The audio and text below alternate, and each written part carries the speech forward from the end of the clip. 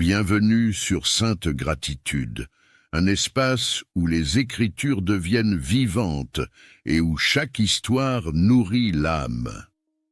Ici, nous apprenons à voir la main de Dieu même dans les saisons les plus silencieuses de nos vies. Aujourd'hui, je te raconte une histoire inspirée des Saintes Écritures, une histoire de foi, d'attente et de transformation intérieure. Installe-toi, respire profondément et laisse la parole toucher ton cœur.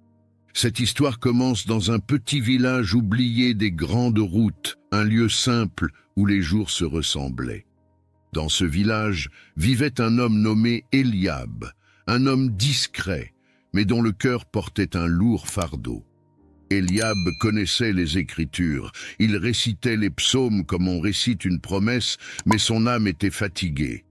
Il se souvenait souvent des paroles du psaume 27. « L'Éternel est ma lumière et mon salut, de qui aurais-je crainte ?» Pourtant, malgré ces mots, une peur silencieuse habitait ses nuits.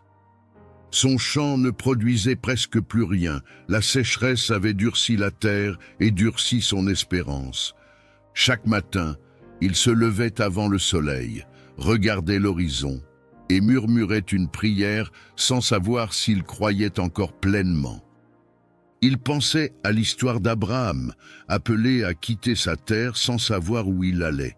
Mais lui, Eliab, n'était pas appelé à partir, il était appelé à rester et à attendre. Et parfois, attendre est plus difficile que partir. Un soir, alors que le vent soufflait sur les collines poussiéreuses, Eliab ouvrit le rouleau des Écritures à la lumière d'une lampe tremblante. Son regard tomba sur un verset du livre d'Ésaïe. « Ceux qui se confient en l'Éternel renouvellent leur force. » Il relut cette phrase encore et encore, comme si chaque répétition pouvait rallumer une braise éteinte en lui. Mais le lendemain, la terre était toujours sèche, et son cœur lui aussi semblait sec. Un jour, une vieille femme du village, connue pour sa sagesse silencieuse, s'approcha de lui au puits. Elle posa sa main ridée sur son bras et dit simplement « Dieu travaille aussi dans la terre que l'on ne voit pas. » Ces mots résonnèrent en lui comme une semence invisible. Il se rappela alors l'histoire de Joseph, vendu par ses frères, oublié en prison, mais jamais oublié par Dieu. Joseph avait traversé l'injustice avant de voir l'accomplissement. Et peut-être que lui aussi traversait simplement une saison de préparation. Les jours passèrent, Eliab commença à prier différemment. Au lieu de demander seulement la pluie, il demanda un cœur capable d'attendre la pluie. Au lieu de supplier pour la récolte, il demanda la paix pendant l'absence de récolte. Et quelque chose changea doucement en lui. La terre était toujours sèche, mais son regard ne l'était plus. Un matin, en marchant dans son champ, il s'arrêta net. À travers la poussière craquelée, une minuscule pousse verte avait percé la surface. Elle était fragile, presque invisible. Mais elle était vivante. Eliab tomba à genoux. Ce n'était pas une moisson abondante. Ce n'était pas encore le miracle éclatant qu'il espérait. Mais c'était un signe que Dieu n'avait pas cessé d'agir. Et parfois, un seul signe suffit à ranimer une foi entière. Ce jour-là, Eliab comprit que Dieu n'est pas seulement le Dieu des grandes manifestations. Il est aussi le Dieu des commencements discrets. Et dans le silence du champ, une gratitude nouvelle naquit dans son cœur. Une gratitude qui ne dépendait plus des circonstances. Mais l'histoire d'Eliab ne faisait que commencer. Car la petite pousse verte allait bientôt mettre à l'épreuve tout ce qu'il venait d'apprendre. Les jours suivants, Eliab protégea la petite pousse comme on protège une promesse fragile. Il dégagea délicatement la terre autour d'elle, veillant à ne pas briser ce miracle naissant. Chaque matin, il venait s'agenouiller près d'elle, non plus avec désespoir, mais avec une espérance nouvelle. Il se souvenait des paroles de Jésus. si vous avez de la foi comme un grain de moutarde. Et il comprenait maintenant que la foi commence toujours petite. La pousse grandissait lentement, mais le ciel restait fermé. Les nuages passaient sans laisser tomber une seule goutte, et les murmures du village commencèrent. Certains disaient que Dieu avait détourné son regard. D'autres affirmaient que les temps anciens étaient révolus, que les miracles appartenaient au récit des prophètes. Eliab entendait ces voix. Elles tentaient de s'infiltrer dans son cœur. Il se rappela alors l'histoire d'Élie sur le mont Carmel, priant pour la pluie. Élie avait envoyé son serviteur regarder l'horizon, 1 fois, 2 fois, 7 fois. Et ce n'est qu'à la 7e fois qu'un petit nuage, comme la paume d'une main, était apparu.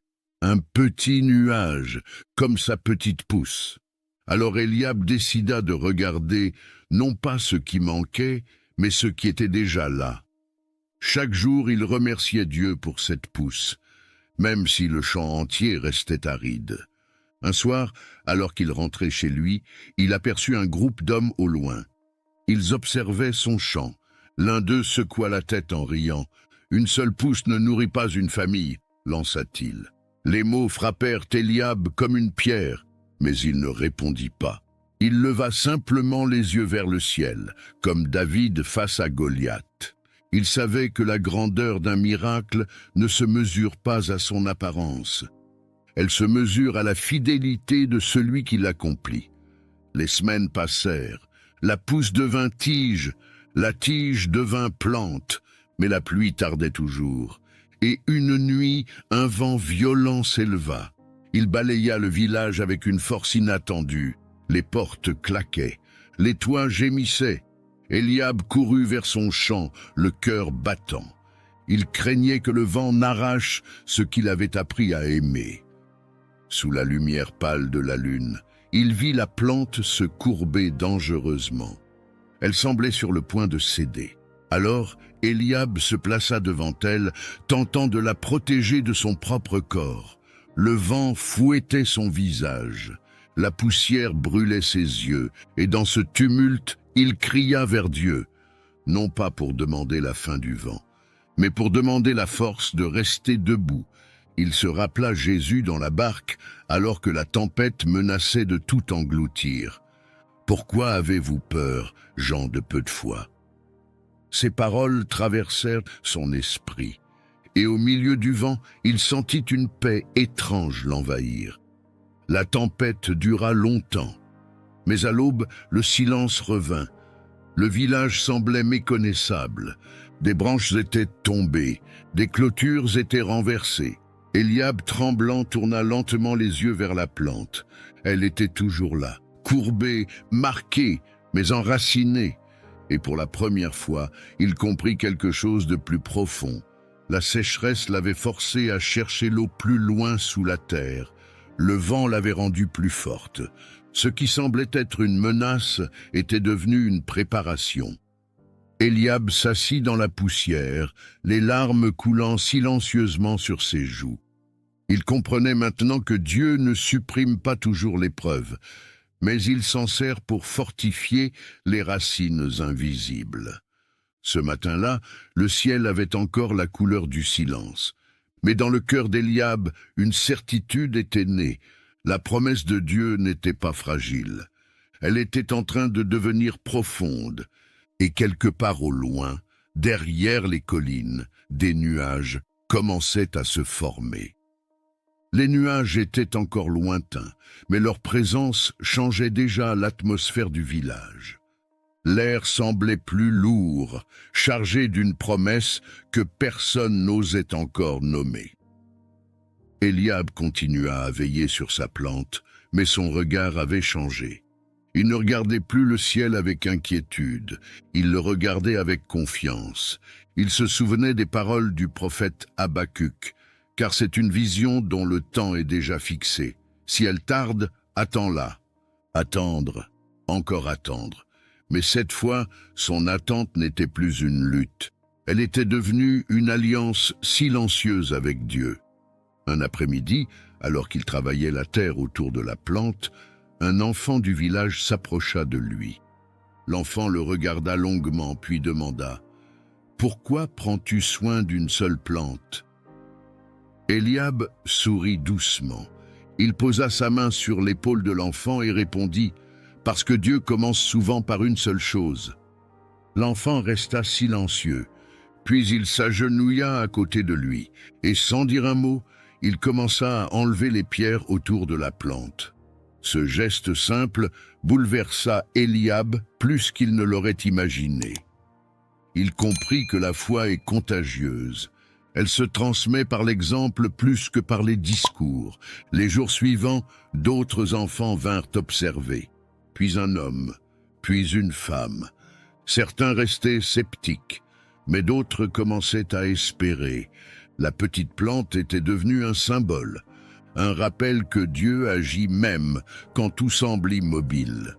Un soir, alors que le soleil se couchait dans des teintes d'or et de pourpre, Eliab s'assit seul près de son champ. Il pensa à Moïse face à la mer Rouge. Le peuple voyait un obstacle, mais Dieu voyait un passage. Il pensa à la veuve de Sarepta, dont la farine ne s'épuisait pas. Il pensa à la femme qui avait touché le vêtement de Jésus. Tous avaient commencé par un petit acte de foi, et tous avaient vu la fidélité de Dieu. Soudain, un éclair fendit le ciel. Le tonnerre gronda au loin, les premières gouttes tombèrent timidement. Puis une pluie abondante s'abattit sur le village. La terre assoiffée absorba l'eau avec avidité. Les champs poussiéreux se transformèrent en parfums de vie. Eliab leva les bras vers le ciel. La pluie ruisselait sur son visage. Il ne cria pas, il ne sauta pas. Il resta simplement immobile, submergé par la reconnaissance. Car ce n'était pas seulement la pluie qui tombait, c'était la confirmation. La confirmation que Dieu n'oublie jamais. Les jours qui suivirent furent étonnants. La petite plante grandit rapidement. D'autres pousses apparurent dans le champ, comme si la première avait ouvert le chemin aux suivantes. Le champ, autrefois sec, commençait à reverdir. Les voisins qui avaient ri restaient désormais silencieux. Certains vinrent demander conseil, d'autres vinrent simplement regarder.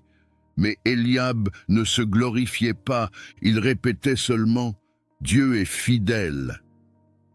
Un matin, en contemplant son champ transformé, il sentit une pensée claire s'imposer en lui. Le miracle n'avait pas commencé avec la pluie. Il avait commencé le jour où il avait choisi de croire malgré la sécheresse. La vraie transformation s'était produite dans son cœur avant de se produire dans son champ. Et il comprit que la gratitude n'est pas une réaction au miracle. Elle est une semence qui précède le miracle. Alors qu'il marchait entre les rangées verdoyantes, une paix profonde l'enveloppa. Il n'était plus l'homme inquiet du début. Il était devenu un homme enraciné, un homme qui savait que Dieu travaille dans l'invisible. Mais l'histoire d'Eliab n'était pas seulement celle d'un champ restauré. Elle était devenue l'histoire d'un village réveillé, et ce réveil allait dépasser tout ce qu'il avait imaginé. La pluie continua plusieurs jours, douce et régulière. Les collines reprirent leur couleur. Les ruisseaux recommencèrent à chanter. Le village, autrefois abattu, retrouva un souffle nouveau. Mais le plus grand miracle ne se voyait pas dans les champs, il se voyait dans les regards. Les conversations changèrent. On parlait moins de manque, on parlait davantage d'espérance. Un soir, les habitants se rassemblèrent près du puits. Ce n'était pas une fête bruyante, c'était une reconnaissance silencieuse. Eliab se tenait parmi eux, humble et discret. On lui demanda de parler. Il baissa les yeux un instant, puis il leva la tête. « Je n'ai rien fait d'extraordinaire, » dit-il doucement. « J'ai simplement choisi de croire quand la terre était sèche. » Le silence se fit plus profond. Il continua. La sécheresse n'était pas la fin. Elle était l'endroit où Dieu a planté des racines invisibles. Ces mots touchèrent les cœurs, car chacun portait sa propre sécheresse. Chacun avait son champ en attente. Et chacun comprenait maintenant que Dieu n'est jamais absent dans le silence. La vieille femme du puits souriait. L'enfant qui avait enlevé les pierres tenait la main de sa mère. Et le village, autrefois divisé par le doute, était désormais uni par la gratitude. Les saisons passèrent, les récoltes furent abondantes. Mais Eliab n'oublia jamais la première pousse fragile. Il la considérait comme un rappel éternel. Un rappel que Dieu commence souvent par ce qui semble insignifiant. Un rappel que la foi se construit dans l'invisible. Un rappel que la gratitude transforme l'attente en terrain fertile.